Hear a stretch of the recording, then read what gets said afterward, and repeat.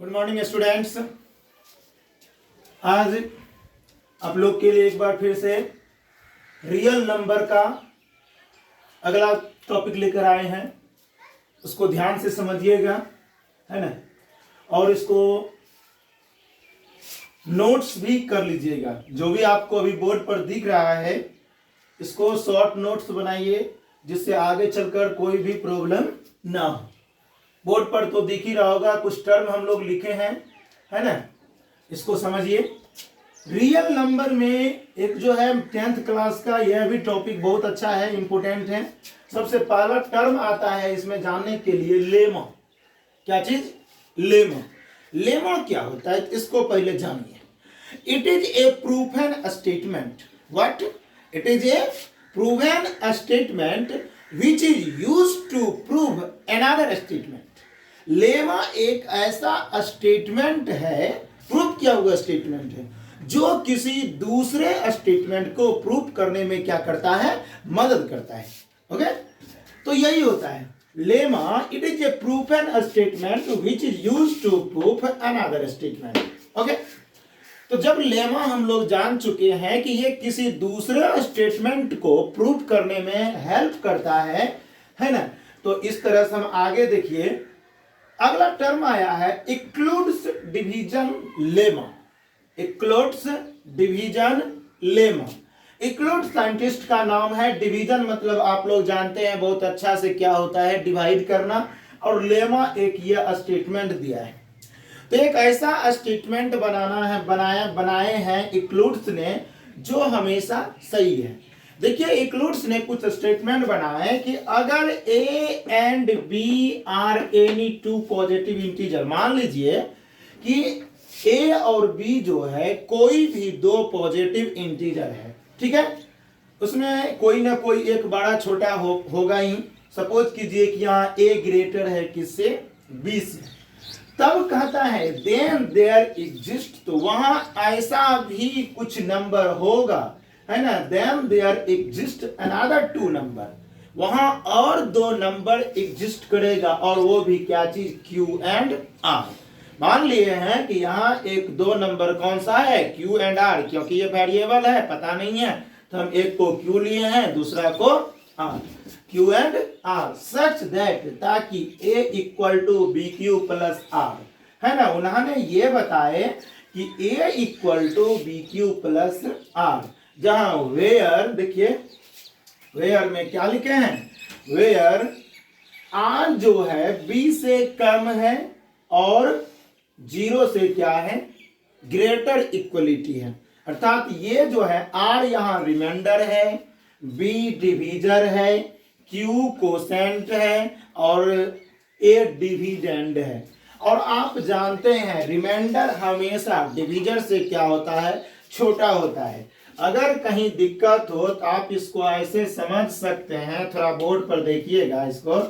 मान लिया जाए ए को हम डिवाइड किए बी से, ठीक है, ए को बी से डिवाइड करेंगे तो कुछ ना कुछ बार में लगेगा। सपोज कीजिए क्यू बार में लगेगा तो बी यहाँ आएगा, ठीक है ना। यहाँ कुछ ना कुछ घटेगा, मान के चलिए, है ना। यहाँ जब घट जाएगा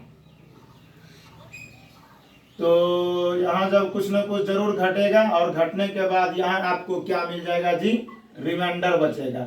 अब यहाँ कौन सा वैल्यू आएगा उतना तो पता नहीं है, लेकिन कुछ ना कुछ जरूर घटेगा। ओके, तो इस तरह से यहाँ देखिए क्या हुआ? A equal to B Q plus R. A equal to कितना? बी क्यू प्लस आर, ठीक है।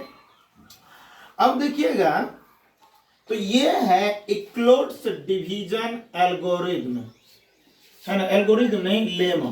Includes division lemma. आगे अब आया है एल्गोरिथम क्या होता है, इसको जानते हैं। एल्गोरिथम कहता है इट इज ए सीक्वेंस, समझना है जरा ध्यान से। It is A sequence of steps. ये क्या है? स्टेप का सीक्वेंस है। It is a sequence of steps which each used to solve some particular types of problem। जो कोई विशेष प्रकार का, कोई खास प्रकार का, है ना, समस्याओं को सॉल्व करने के लिए, प्रॉब्लम को सॉल्व करने के लिए यूज किया जाता है ना। बस समझने का ये है सीक्वेंस ऑफ स्टेप। अब ये कैसे होगा, यह स्टेप कैसे आपको पता चला, इसके लिए हम कुछ देखिए यहाँ मान किए हैं। Let a and b are any two positive integer. फिर से वही काम किए हैं, मान लिया जाए a और b कोई भी दो पॉजिटिव इंटीजर है और जहां a ग्रेटर है b से, तो क्या मिलेगा, है ना। देन देखिए केस फर्स्ट करके किए हैं, या हम लोग लिख सकते हैं देयरफॉर केस फर्स्ट, है ना। डिवाइड a बाय b, जो बड़ा है उसको घटा देंगे, तो यहाँ फिर से यहाँ देखिए a divide a by b, a में b से डिवाइड करेंगे तो यहाँ फिर से कुछ ना कुछ वैल्यू आएगा क्यू बार में जब लगाओगे, तो क्यू बार में जब लगाइएगा तो सिंपली है यहाँ b इंटू क्यू वन आना चाहिए, b इंटू क्यू वन, क्योंकि दोनों को मल्टीप्लाई करके यहाँ आएगा, ठीक है। तो यहाँ मल्टीप्लाई करके, लेकिन बात यह है कुछ ना कुछ रिमाइंडर बचना चाहिए। हो सकता है ये 0 हो, लेकिन रिमाइंडर ये है R1 मान के चलिए, यहाँ रिमाइंडर बचा, तो यहाँ आपको क्या होगा, फिर से therefore by Euclid's division lemma a equal to B Q plus क्या होगा R1। अगर ये R1 0 हो जाएगा, क्या समझे, अगर ये R1 0 हो जाएगा तो HCF of A and B क्या हो जाएगा, B हो जाएगा। A और B का HCF क्या हो जाएगा, B। फिर से अगर R1 0 नहीं हो, R1 नॉट इक्वल टू 0, किस सेकंड में लेंगे, अगर R1 not equal to 0, divide B by R1, ये जो B है B में ही डिवाइड करेंगे, किससे, R1 से। तो जब करेंगे तो देखिए फिर से यहाँ क्या होगा, R1 इंटू Q2, लेकिन फिर से कुछ ना कुछ आपको क्या बचेगा, रिमाइंडर बचेगा। तो यहाँ भी होना चाहिए क्या चीज, BQ, ठीक है। तो यहाँ फिर जाइए, तो क्या होगा, R1 Q2, जब यहाँ घटेगा तो कुछ ना कुछ फिर से रिमाइंडर, सपोज कीजिए वो R2 बचा, तो इक्लोड डिवीजन लेमा से हम क्या लिख दिए, B equal to R1 Q2 plus R2, okay.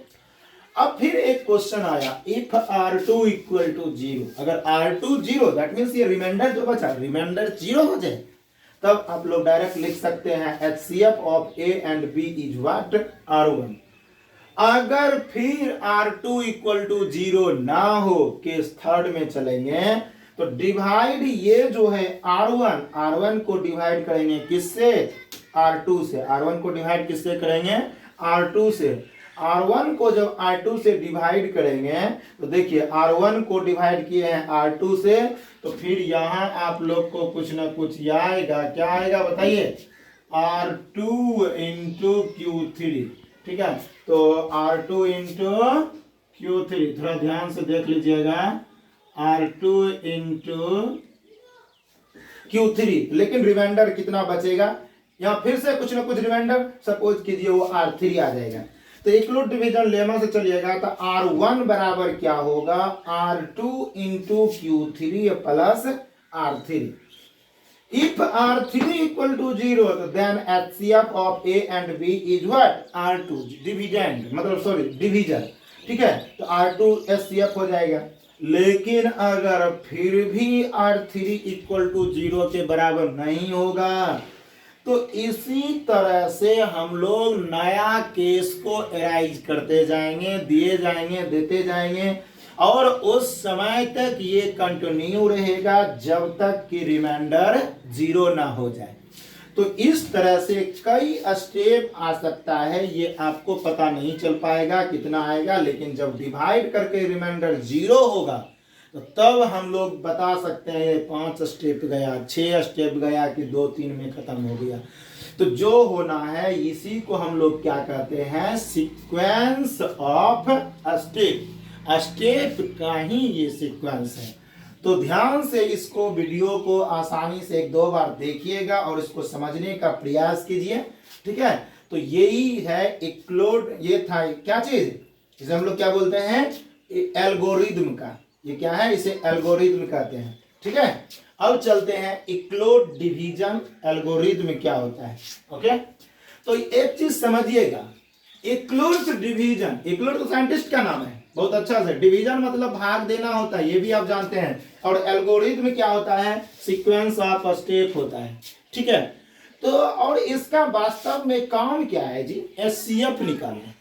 Algorithm का काम क्या है, एचसीएफ निकालना। एचसीएफ निकालने के लिए ही हम लोग ये करते हैं, इसलिए हम लोग डायरेक्टली कुछ लिख सकते हैं इक्लोड डिवीजन एल्गोरिथम में इस तरह से। फिर से देखिएगा,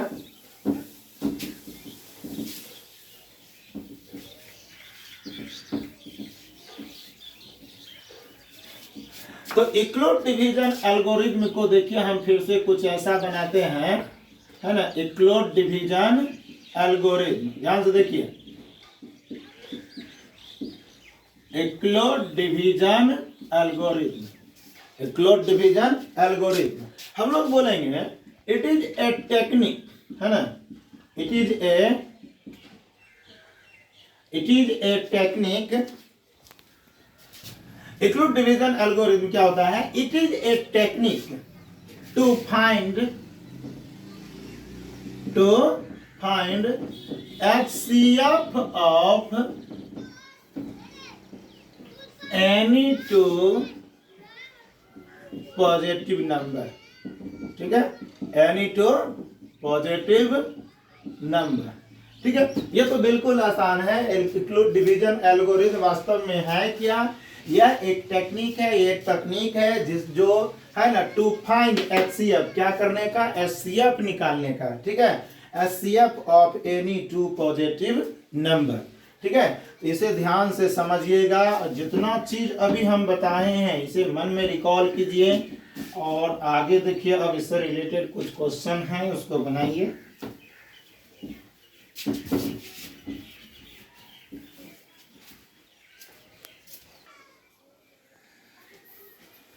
हाँ तो स्टूडेंट्स, फिर से आपको एक क्वेश्चन बताए थे। देखिए इस क्वेश्चन में यह है कि using Euclid division algorithm find the HCF of 135 and 225। इसको बनाने के लिए सबसे पहले ये चूज कीजिए बड़ा कौन है। तो आप लोग को तो सामने दिख रहा होगा 225 ग्रेटर है किससे, 135 से। तो जो बड़ा होता है केस फर्स्ट में लेके डिवाइड हम लोग करते हैं। डिवाइड 225 बाय 135, है ना। 225 को 135 से क्या करेंगे, डिवाइड करेंगे। अगर 100 डिवाइड किए तो देखिए 1 बार में लगा, रिमाइंडर कितना बच गया, 90। तो जब रिमाइंडर वो बचा तो इक्लूड डिवीजन लेमा क्या कहता है ना, dividend equal to division into quotient plus remainder. इसीलिए 225 इक्वल टू 135 इंटू 1 प्लस कितना, 90। चूंकि रिमाइंडर जो है 0 के बराबर नहीं हुआ, इसीलिए हम लोग को फिर से डिवाइड करना होगा। इसीलिए डिवाइड कर दिए 135 में किससे, 90 से। तो फिर से जब डिवाइड किए तो रिमाइंडर आपको 45 बच गया। इक्लोड डिवीजन लेमा लगाए तो 135 इक्वल टू क्या हो गया, 90 इंटू 1 प्लस 45। एक बार फिर रिमाइंडर इक्वल टू 0 नहीं हुआ, इसीलिए एक बार फिर नया केस लेंगे, केस 3, और डिवाइड करेंगे किसमें, 90 में 45 से। तो डिवाइड किए देखिए 90 में 45 से 2 बार में कट जाता है, रिमाइंडर 0। इक्वल डिवीजन लेमा लगाकर देखे हैं तो 90 इक्वल टू 45 इंटू 2 प्लस क्या हो गया, 0। तो that means remainder equal to इस बार क्या आया, 0। और हमको तो यही खोज था कि रिमाइंडर जब तक 0 नहीं आएगा इसको क्या करेंगे, डिवाइड करते रहेंगे, ठीक है। तो इस तरह से जब रिमाइंडर 0 आ गया तो रिमाइंडर 0 इस जगह आया है, इसीलिए एचसीएफ डिवीजन ही बनेगा जिससे डिवाइड किए हैं। तो दोनों का एचसीएफ क्या हो गया, 45 हो गया, ठीक है। तो अब अगला क्वेश्चन एक बार इसी के जैसा फिर से लेते हैं। तो स्टूडेंट फिर से देखिए नया question. Using Euclid's division algorithm find the HCF of 255 and 867 full stop. Also find the value of m, मतलब यहाँ कोई वैल्यू m का भी है, m if HCF is expressible in the form of this 12m minus 57। तो पहले तो काम वही करना है, इक्वलिट डिवीजन एल्गोरिथम लगाकर एचसीएफ निकालना है। तो आप ऐसे भी बना सकते हैं। एचसीएफ देखिए डायरेक्ट ही तो आप लोग जानवे करते हैं, ऐसे कर सकते हैं ठीक है।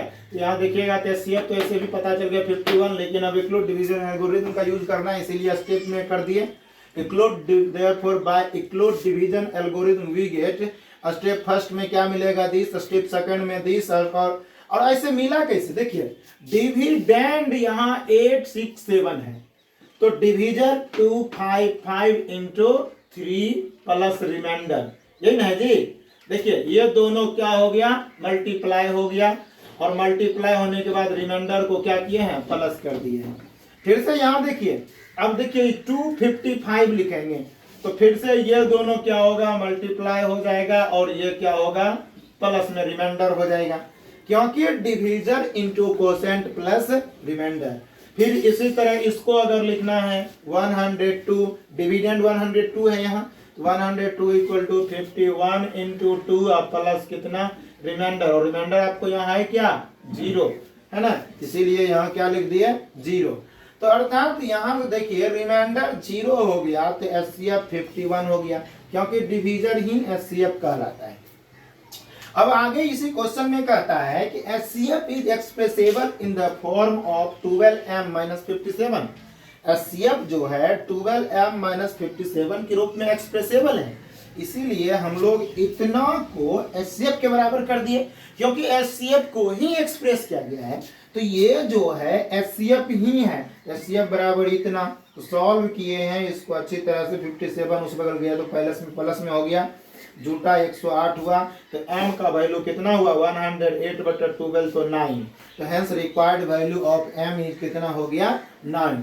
तो इस तरह का क्वेश्चन एग्जाम में हर साल आता है, आप लोग को इसे बनाना है, थोड़ा दिमाग पर स्थिर करके वीडियो को 2-3 बार देखिएगा, समझिएगा और अच्छी तरह से इसको बनाइएगा, ठीक है। अब अगला क्वेश्चन उठाते हैं, इसको तब तक लिखिए। हाँ तो स्टूडेंट्स नया क्वेश्चन लेते हैं।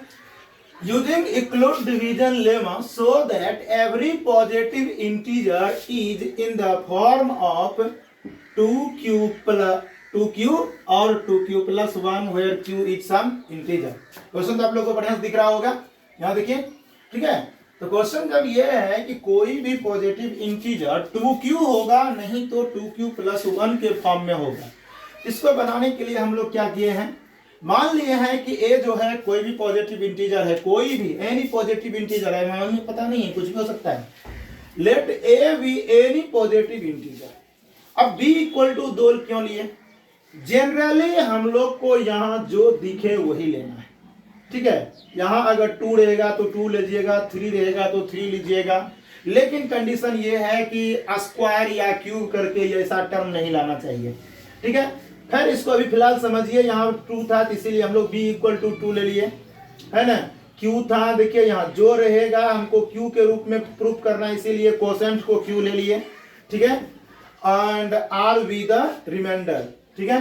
तो इक्लोड डिवीजन लेमा से अगर देखा जाए तो आपको वही होता है, dividend equal to divisor into quotient plus remainder, तो ये कर दिए a इक्वल टू 2q+r, और यहाँ 2 डिवीजर है, इसीलिए रिमाइंडर हमेशा 2 से छोटा होगा, लेकिन 0 हो सकता है, तो r जो है 0 से बड़ा भी हो सकता है और बराबर भी हो सकता है। तो r बराबर या 2 ही केस होगा, क्योंकि 2 से तो छोटा है, लेकिन r भी एक इंटीजर है, इसीलिए r इक्वल टू या तो 0 होगा, नहीं तो 1। अब देखिए केस 1 में अगर हम चलेंगे तो r इक्वल टू 0 हो सकता है।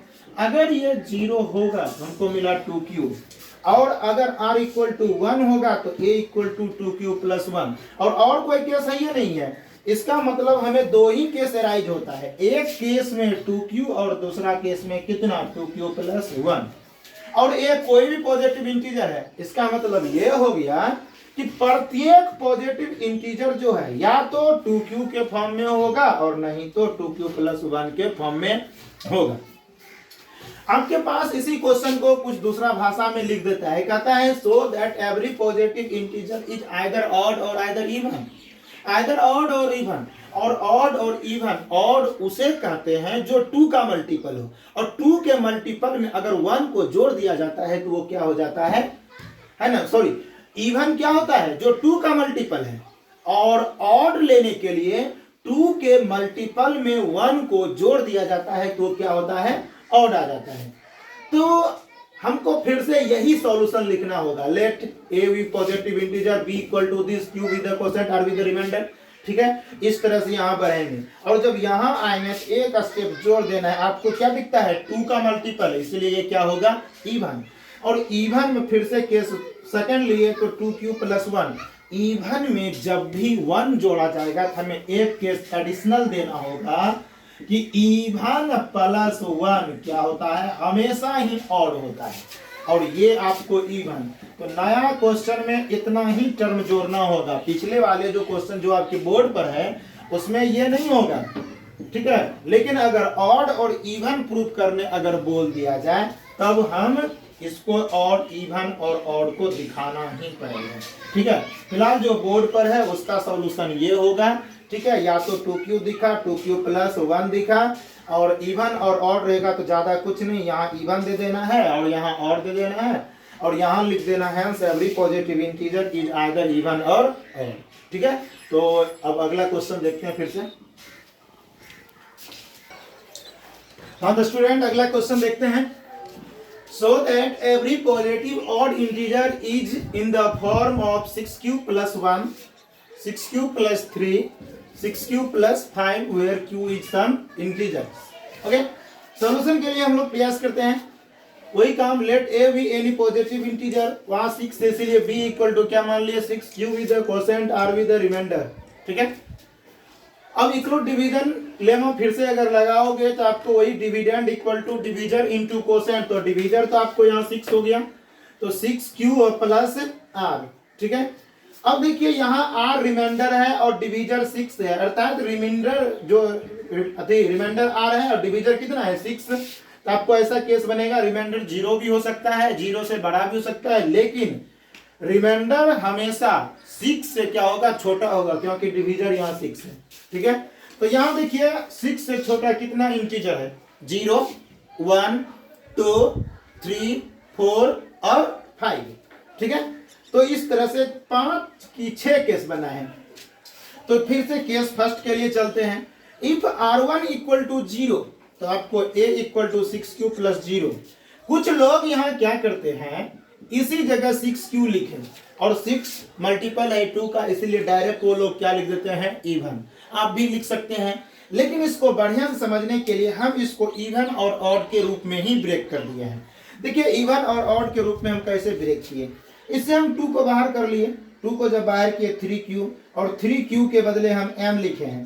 अब आप थोड़ा ध्यान से देखिएगा तो पता चलेगा 2m अगर कोई इंटीजर का मल्टीपल 2 है तो वो क्या होता है इवन होता है, तो क्या होता है इवन, जब m = 3q है। आप यहाँ भी इवन लिख सकते थे ऐसे करके, लेकिन हम इसी को क्या किए हैं एक्सपेंड किए हैं। 6q का ऐसा 0 है, 0 कोई वैल्यू नहीं है, इसीलिए इस तरह से यहाँ तक आके खत्म है, ठीक है। केस 2 में चले 6q + 1 होगा क्योंकि r = 1 लिए हैं, तो अब r के जगह पर 1 देंगे तो 6q + कितना 1, तो 6q + यहाँ 1 आपको मिला। अब फिर से ध्यान से देखिएगा 6q + 1, 6q में 2 है, 2 को बाहर निकाल लेते क्या हुआ 3q और 3q + 1। फिर से 3q के बदले देखिए 3q के बदले यहाँ m लिखे हैं तो 2m + 1, 2m + 1 where m = 3q और 3q है क्या यहाँ जी इंटीजर्स हैं, क्योंकि इंटीजर में इंटीजर को मल्टीप्लाई कर दिया जाए तो भी इंटीजर, इंटीजर में इंटीजर को जोड़ दिया जाए तो भी इंटीजर, घटा दिया जाए तो भी इंटीजर। इसको बड़ी ध्यान से समझिएगा, ठीक है। तो आपको 2m + 1 और अभी ही सीखे थे 2q + 1 क्या होता है ऑड होता है, और यहाँ m भी इंटीजर है और q भी इंटीजर था, इसलिए 2m + 1 भी क्या होगा ऑड होगा।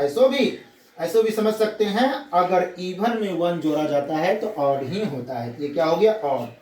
अब तीसरा केस थोड़ा ध्यान से समझिएगा, r = 2 लिए तो 6q + 2, दोनों में देखिए 2 कॉमन है क्योंकि हमको 2 को बाहर करना है, 3 को नहीं। 2 को जब बाहर किए तो क्यों 3q + 1 हो गया, कितना 3q + 1। अब 3q + 1 हुआ तब बोर्ड पर फिर से देखिए तो 3q + 1 के जगह पर m रख दिए तो यहाँ क्या हो जाएगा 2m, क्योंकि 2 तो पहले से है, और 3q + 1 के जगह पर क्या रखे m, तो यहाँ क्या हो गया 2m और m = लिखे हैं 3q + 1। ऐसो भी इंटीजर इंटू इंटीजर इंटीजर में एक जोड़ देंगे तो भी क्या होगा, इंटीजर। तो 2m भी क्या हो गया, फिर से एक इवन हो गया। अब केस नया चले हैं 6 में, r इक्वल टू 3 ले लिए, r इक्वल टू कितना 3, तो 3 लिए। अब यहाँ 3 कॉमन हो रहा है, क्या 3 कॉमन लेके क्या इवन और ऑड को पता कर पाएंगे, नहीं, ये बहुत ही मुश्किल है, इसलिए हम लोग 3 को बाहर नहीं निकालते हैं। ओके, तो इसको 3 को बदल दिए 2 प्लस 1, 3 को किसमें ब्रेक किया, ध्यान से देखिए 2 प्लस 1। अब ये दोनों में देखिए कॉमन है, ये दोनों में कॉमन है कि नहीं, ये दोनों में 2 कॉमन है, ये दोनों से जब 2 को कॉमन लिए तो क्या मिला 3q plus 1, 3q plus 1 plus 1, और फिर से इतना के बदले हम लोग कुछ मान लेंगे, ऐसे इतना के बदले यहाँ m लिए हैं तो 2m plus 1, where m equal to कितना 3q प्लस 1, 3q प्लस 1। अब फिर से इवन प्लस 1 क्या होगा, और केस 5 चले, r इक्वल टू 4 लिए, तो अब यहाँ 4 जब ले लिए तो यह क्या r के बदले यहाँ क्या हो जाएगा 4 आएगा, तो 6q प्लस 4, वही चीज यहाँ लिखा हुआ है 6q प्लस कितना 4, तो 6q प्लस 4, दोनों में फिर से 2 तो सीधा कॉमन है तो कॉमन ले लिए, और इतना के बदले क्या लिख देंगे, फिर से इतना के बदले m, तो 2m हो गया, और m इक्वल टू कितना हो जाएगा 3q प्लस 2, फिर से इंटीजर। तो अब देखिए 2m के फॉर्म में आया तो इवन, 2m प्लस 1 के फॉर्म में आया था तो और। फिर से नया केस बनाए, case 5, case 6, r equal to 5, तो 6q प्लस 5। अब देखिए 5 को तोड़ दिए, कितना 4 प्लस 1, देखिए 5 इतना में हो जाएगा, 4 प्लस 1 कितना होता है 5। अब ये दोनों में कुछ ना कुछ कॉमन है, थोड़ा ध्यान से समझिएगा, दोनों में कॉमन है कितना 2 कॉमन है, 2 कॉमन ले 3q प्लस 2, और इतना को फिर से क्या मान लेंगे m, तो 2m प्लस क्या हो गया 1, तो यहाँ m equal to 3q plus क्या होगा, m equal to 3q plus 2 होगा, m equal to 3q plus 2, तो m equal to 3q plus 2 जो हुआ तो यही तो हो गया, इतना क्या हो गया ऑड। तो इस तरह से आप थोड़ा फिर से समझने का प्रयास कीजिएगा, जहां भी 2m के रूप में आया तो हम इवन लिखे हैं, 2m प्लस 1 के रूप में आया तो ऑड लिखे हैं, 2m प्लस 1 के रूप में आया तो ऑड लिखे हैं, 2m के रूप में आया तो इवन लिखे हैं, और यहाँ भी आप देख सकते हैं एक जगह, और यहाँ भी 2m आया तो इवन हो गया, फिर से यहाँ देखिए 2m प्लस 1 आया तो क्या हो गया ऑड हो गया। तो 2m प्लस 1 मतलब ऑड को बताता है, 2m इवन को बताता है, तो अंत में लिख सकते हैं hence every positive odd integer, hence every positive odd integer is in the form of, है ना, हैंस यहाँ भी हम लोग डायरेक्ट लिख सकते हैं, देखिए यहाँ जिसे समझ लीजिए, hence every positive odd integer is in the form of 6q plus 1, 6q plus 3 और 6q प्लस